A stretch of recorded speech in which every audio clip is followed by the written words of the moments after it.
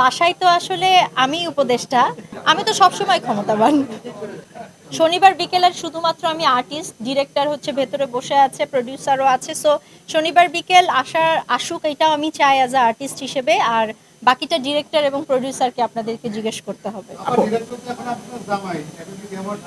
Director কি এখন আমার জামাই? মানে আগেও তো ছিল আমার জামাই। সরি,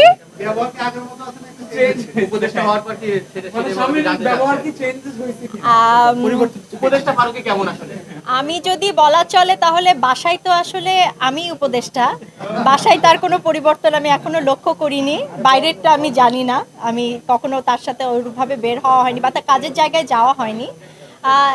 চেঞ্জ আমি কোনো লক্ষ্য করতে পারছি না, আমার কাছে একই রকম মনে হচ্ছে। খালি মনে হচ্ছে যে একটা আগে ছবি আলের জন্য কাজ করতো, এখন দেশের মানুষের জন্য কাজ করছে, এটা আমার খুব ভালো লাগছে।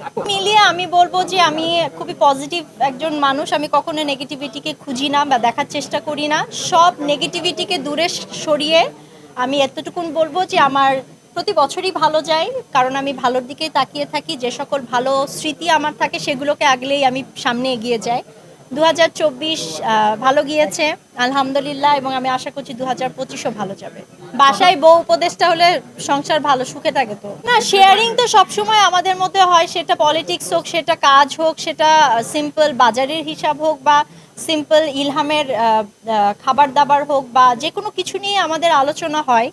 হয়তোবা আমাদের সাংসারিক জীবন সুখের হওয়ার এইটা একটা কারণ, আমরা সব বিষয়ে আলোচনা করি, আমরা আর্গুমেন্ট করি না।